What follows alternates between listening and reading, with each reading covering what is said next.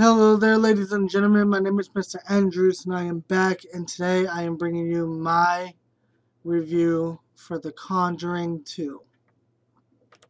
Now, in the trailer that Mrs. Andrews and I reacted to, um, we were hoping it was going to be good. I had no doubt in James Wan. I was just hoping it wasn't going to be like Insidious 2 or Insidious 3, because the first Insidious was pretty good, and then it kind of went downhill for me.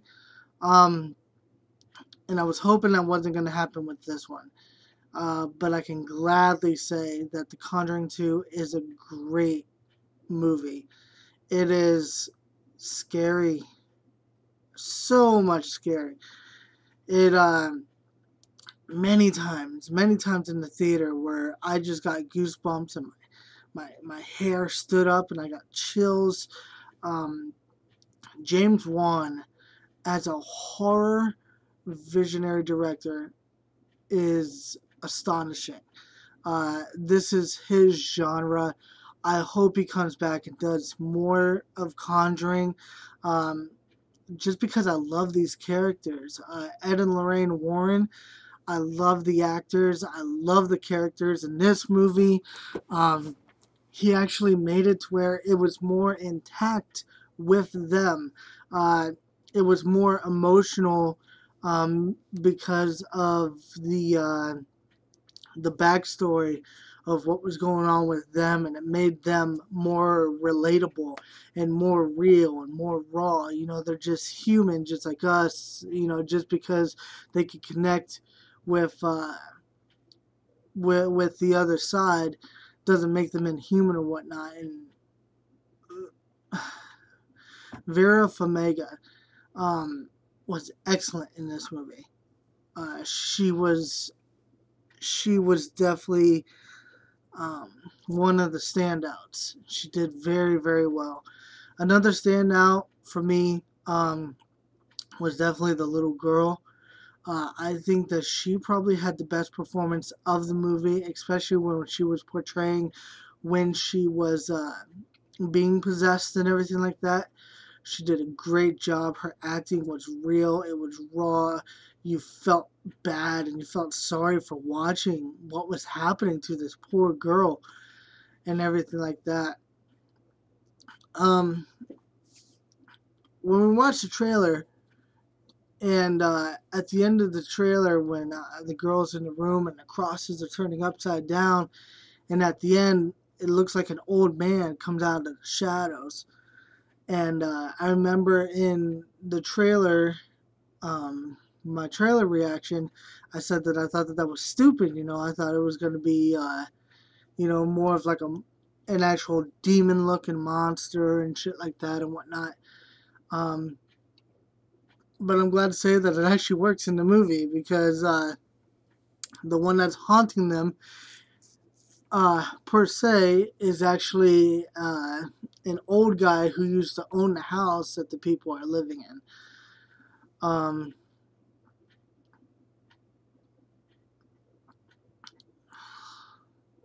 There are some things about the film that I don't like, and I will talk about them later in a little bit. And those are probably going to be my spoilers and everything. But I'm going to talk about things that I do like, and really the atmosphere. It caught it.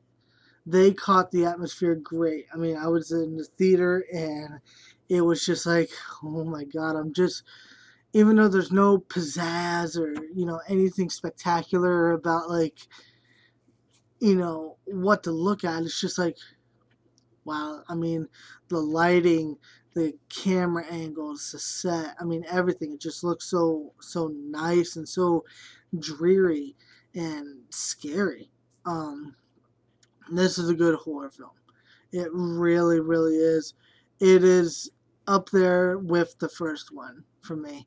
Um, I love the first Conjuring, so it's hard for me to say that this one is better. This one does have some more aspects that are better than the first one. So if you like the first one, you're going to like this movie as well. So don't worry. Go to theaters. Go watch it. It's fucking great and everything like that. there's a scene in the movie. Um, well, first, Patrick Wilson, who plays Ed Warren. Um, I'm pretty sure that's the actor's name. He's painting something, and he paints one of the demons. And he doesn't realize that this demon is actually like really, really bad, and that Lorraine actually saw the demon in a vision.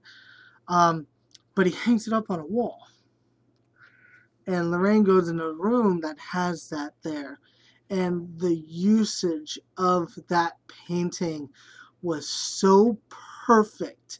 I'm serious. When you watch this fucking movie and you get to that scene where the painting is being used with the light and the dark and the whole scene, you're going to be fucking scared. You're going to be creeped out of your mind. And after it was done, I actually started clapping.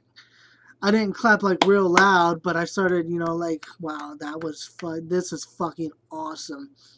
James Wan did a great job with this fucking movie. And there's so many other great scenes. I'm trying to think. Oh, yeah. Another big one is with the two sisters that are in the bedroom. And it's kind of like the first one. It reminded me of the first Conjuring with the little girl who woke up and she's looking in the corner, and the one other one is in bed. She's like, "What are you looking at?" And she's like, "There's a man right there." And it's almost exactly like this in The Conjuring 2, but the little girl is asleep and she's actually talking to somebody.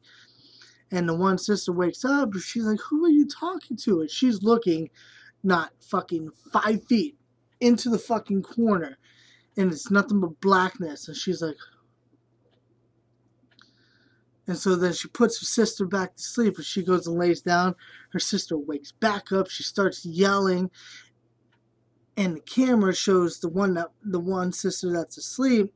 She wakes up. She's like, "What are you doing?" And the one sister that's possessed is looking at the corner. She's like, "There's nobody there. There's nobody there. Who are you talking to?" And then it just goes quiet. And behind her, in her shoulder, in the blackness, you hear, "This is my house." And oh my God, dude, fucking my hair stood up. I got chills. I just fucking, it was such a great fucking scene. I love this movie. This movie was fucking fantastic. It is one of the best horror movies, and especially one of the best horror sequels I've ever seen. It's amazing. Go see it. I'm going to give this movie, I've changed my rating system again, and I'm very, very sorry. It was just becoming so fucking hard to remember what I had and whatnot. But I am going to steal and use the grading system, but I'm not going to add minuses and plus to them and whatnot. But The Conjuring, for me, with how great the directing was, how great the cinematography was, how great the acting was, and how perfect the atmosphere and the scare and the creepiness of everything was. The Conjuring 2 for me is going to get an A. This movie was really, really fucking worth the money. Now I'm going to get into the things that I didn't like, and the biggest fucking thing was the main demon.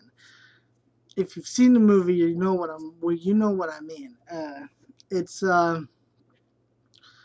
they're being haunted in the house by the old man who used to own the house, who died, and he's trying to come back to find his family. But then later on, you find out that he's actually being controlled by a more higher up demon and whatnot.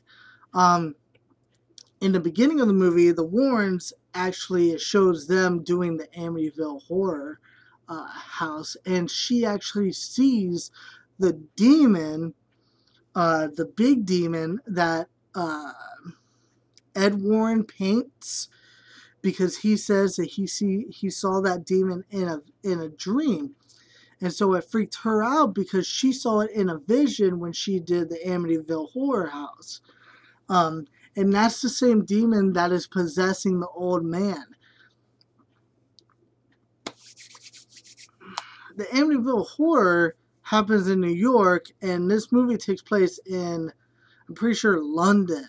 So that, it literally followed, it literally went all the way to London, started possessing the house to get Ed and Lorraine to London. It was very convoluted. It was very, what's the word that I was saying before?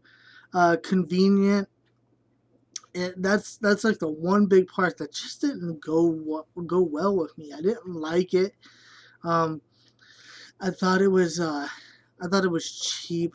It didn't make any real big sense to me, especially when you watch the movie. You'll understand more when you see the movie, rather than me being able to tell it. But besides that, seriously, this movie is fucking fantastic. Go see it. It's great. Those two scenes that I told you about, fucking, oh my god. There's another big scene with the fucking Crooked Man. Well, there's two scenes with the Crooked Man that they do very, very well. And they actually bring in some CGI for the Crooked Man as well. Go see this movie in theaters. It's great. It's fantastic. Seriously. Now, before I end this, I do want to say a couple things about what has happened over the weekend. Normally I wouldn't talk about this stuff, but I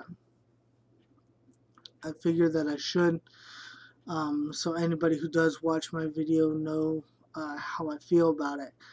The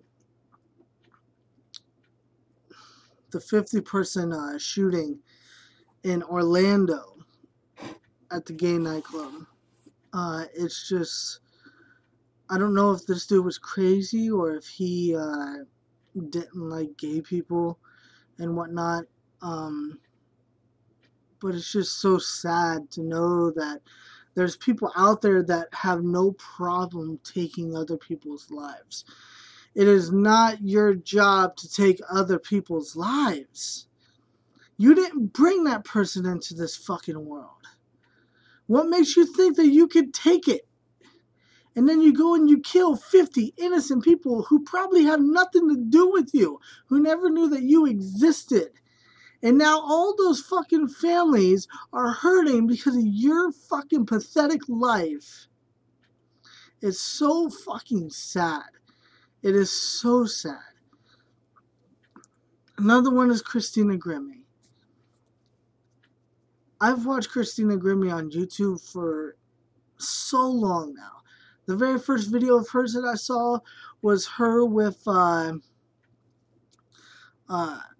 Sam. They were doing a cover for Nelly. I can't remember the song. But they were doing a cover of Nelly. And I was like, whoa, dude, that girl has a fucking voice. So then I went to her YouTube page, I watched all of her covers, and then she went on The Voice. So I've been watching her on YouTube, and I saw the video. The video stopped when the shootings happened, but I saw the video. She seems like a nice girl. She was doing a meet and greet after her concert in Orlando as well. And this guy comes up and he shoots her while she's doing a meet and greet. And her brother tackles him, and then he ends up shooting and killing himself. And Christina Grimmie ended up passing away later on. The girl was only 22 years old. Shit like this is so fucking pathetic.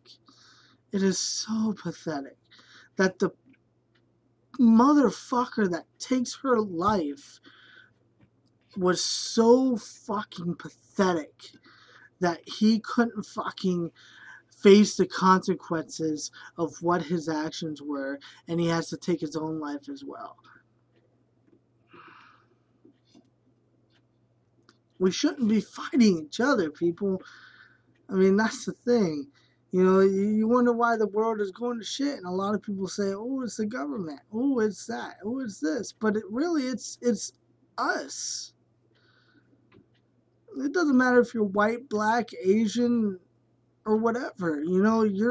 We're all part of a human race. We all share, we breathe the same air, we walk the same grass, we wear the same fucking clothes, we eat the same foods, we drink the same fucking water, man. I mean, we're all in the category of human beings.